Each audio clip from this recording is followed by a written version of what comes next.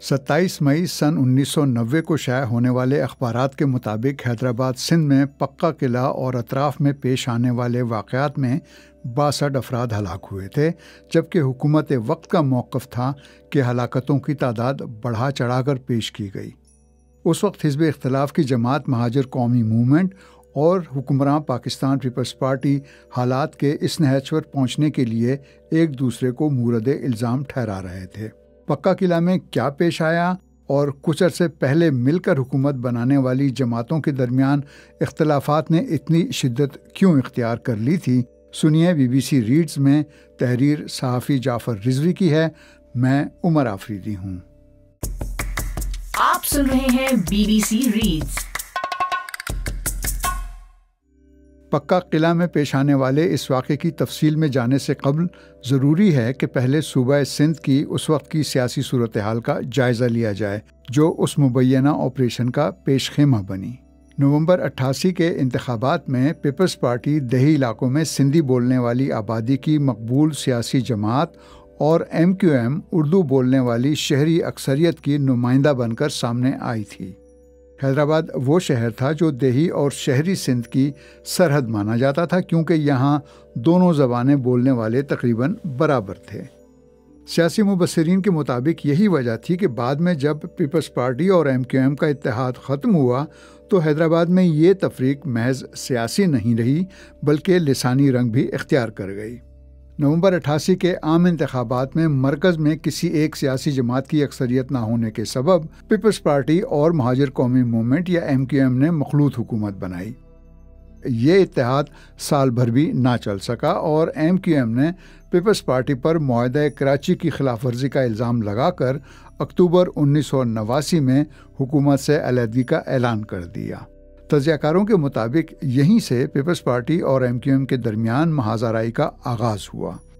دونوں کا اتحاد ٹوٹنے سے لے کر پکا قلعہ میں رونما ہونے والے واقعات تک کے 7 مہینوں میں کراچی اور حیدرآباد میں لاقانونیت، بدامنی اور جواباً پولیس کارروائیوں کے کئی واقعات تواتر سے رپورٹ ہو رہے تھے۔ اخباروں کے پہلے صفحات فساد و کشیدگی اور کچھ تو خون کی خبروں سے اٹے رہتے تھے۔ MQM اور پیپلز پارٹی ایک دوسرے پر تشدد کی ذمہ داری عائد کرتے تھے۔ اسی پس منظر میں 26 اور 27 مئی 1990 کو پکا قلعہ میں مبینہ آپریشن ہوا۔ پرانے وقتوں کے اس قلعے کے اندر اردو بولنے والے کئی خاندان آباد تھے اور اب بھی ہیں۔ قلعے کے آس پاس بھی زیادہ تر اردو بولنے والے آباد تھے۔ الطاف حسین کی متحدہ قومی موومنٹ کے کنوینر مصطفیٰ عزیز آبادی کے بقول یہ سب مہاجر بستیاں MQM کے ہمدردوں اور حامیوں پر مشتمل ووٹ بینک تھا۔ اس وقت کے اخبارات کے جائزے سے پتہ چلتا ہے کہ پکا قلعہ آپریشن کوئی اچانک پیش آنے والا واقعہ نہیں تھا۔ صحافی جنید خانزادہ ان دنوں حیدرآباد میں روزنامہ جنگ کے نامہ نگار تھے۔ وہ بتاتے ہیں کہ پکا قلعہ سے پہلے بھی امن و امان کی صورتحال ٹھیک نہیں تھی۔ کئی علاقوں میں سیاسی بے چینی، لاقانونیت اور بدامنی کے کئی واقعات مسلسل رونما ہو رہے تھے۔ پھر 14 مئی کو تعلیمی اداروں میں کوٹا سسٹم کے معاملے پر ایک واقعے سے حیدرآباد میں بہت زیادہ کشیدگی پھیل گئی اور کرفیو لگانا پڑا۔ پولیس اور ضلعی انتظامیہ نے دعویٰ کیا کہ بعض مطلوب دہشت گرد شہر میں دہشت گردی کی وارداتیں کر کے قلعے کے اندر محفوظ ٹھکانوں میں جا چھپتے ہیں۔ غالباً سرکار کا یہی موقف قلعے پر پولیس کارروائی کا جواز بن گیا۔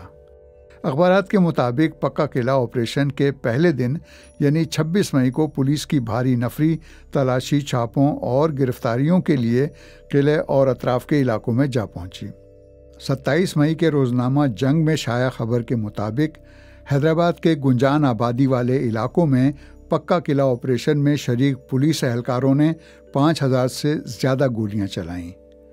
اس اچانک خوفناک فائرنگ سے اہل علاقہ دہل کر رہ گئے۔ علاقے کی مساجد سے لاؤڈ اسپیکر پر اعلان ہونے لگے کہ پولیس کی وردی میں ملبوس ڈاکوؤں نے حملہ کر دیا ہے، لہٰذا اپنی مدد کے لیے تیار ہو جاؤ، جس پر علاقے کے مکینوں نے بھی اپنا اسلحہ نکال لیا۔ اخبارات نے پولیس کی اچانک اور بلا اشتعال اندھادھند فائرنگ سے 12 افراد کے ہلاک ہونے کی خبر دی۔ جبکہ سرکاری اعلامیے کے مطابق بعض افراد دہشت گردی کی نیت سے حیدرآباد کے کچھ مقامات پر چھپ گئے تھے، اور جب قانون نافذ کرنے والے اہلکاروں نے انہیں پکڑنے کے لیے پکا قلعہ، بھائی خان چاڑی، ریشم گلی اور دیگر علاقوں میں چھاپے مارے تو دہشت گردوں کی جانب سے پولیس اور قانون نافذ کرنے والے اداروں کے جوانوں پر فائرنگ کی گئی، جس سے ایک پولیس کانسٹیبل اور ایک رینجر اہلکار ہلاک اور 5 پولیس اہلکار زخمی ہوئے، جبکہ پولیس کی جوابی فائرنگ سے 12 افراد زخمی ہوئے، جن میں سے 4 افراد اسپتال کے راستے میں دم توڑ گئے۔ اگلے دن یعنی 28 مئی کے روزنامہ جنگ نے پولیس فائرنگ سے مزید 50 افراد کی ہلاکت کی خبر دی اور لکھا کہ پولیس اور ایگل اسکواڈ کی فائرنگ سے ہلاک ہونے والوں میں 20 خواتین بھی شامل تھیں، جبکہ 200 سے زیادہ افراد کے زخمی ہونے کی خبر بھی دی گئی تھی۔ قلعے کے اندر MQM کی جانب سے تعمیر کی گئی یادگار پر 64 افراد کے نام تحریر ہیں، جن میں سے 8 نامعلوم ہیں۔ سرکاری بیان میں کہا گیا کہ گرفتاریوں سے بچنے کے لیے قلعے کے اندر اور آس پاس موجود دہشت گردوں نے اپنی حفاظت کے لیے عورتوں اور بچوں کا استعمال کیا اور عوام کو اشتعال دلانے کے لیے ہلاک شدگان کی تعداد زیادہ بتائی۔ اس وقت صوبائی حکومت کے ترجمان نے کہا تھا کہ دہشت گردوں اور قانون توڑنے والے افراد نے اپنی مجرمانہ سرگرمیوں کو نیا رخ دینے کے لیے معصوم خواتین اور بچوں کو صرف پروپیگنڈے کی خاطر اور ہمدردیوں کے حصول کے لیے استعمال کیا۔ ان کے مطابق مساجد سے اشتعال انگیز نعرے اس حقیقت کی تصدیق کرتے ہیں کہ دہشت گرد اور مجرمین حکومت کی اتھارٹی کو کم کرنے کے لیے اور عوام کو گمراہ کرنے کے لیے اور غلط اور جھوٹی خبروں کو پھیلانے کے لیے ہر قسم کا پلیٹ فارم استعمال کرتے ہیں۔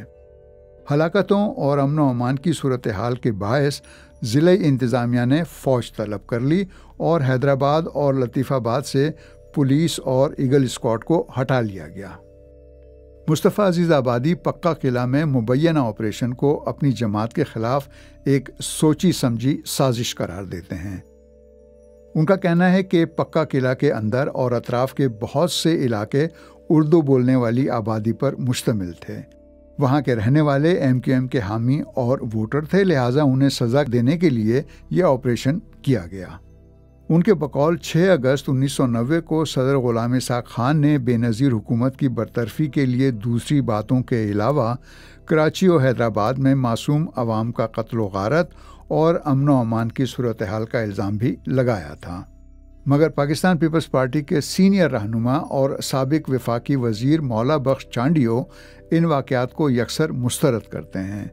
ان کے بقول آپریشن تو انہوں نے نام دیا ہے، کوئی آپریشن تھا ہی نہیں۔ جب بدامنی ہوگی تو پولیس تو جائے گی نا۔ اس وقت کے کراچی کے کور کمانڈر خود اس معاملے کو دیکھ رہے تھے۔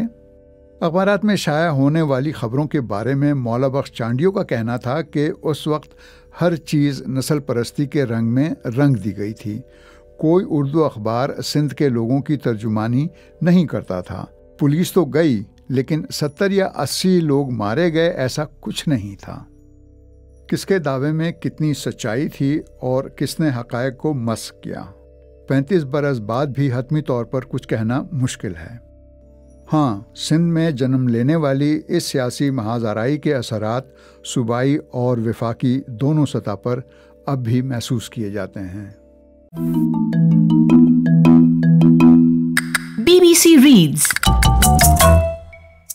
BBC ریڈز کے ذریعے ہماری یہی کوشش ہے کہ BBC اردو کی ویب سائٹ کی وہ سٹوریز جن میں آڈینس کی دلچسپی زیادہ نظر آتی ہے انہیں اور بھی زیادہ لوگوں تک کیوں نہ پہنچایا جائے۔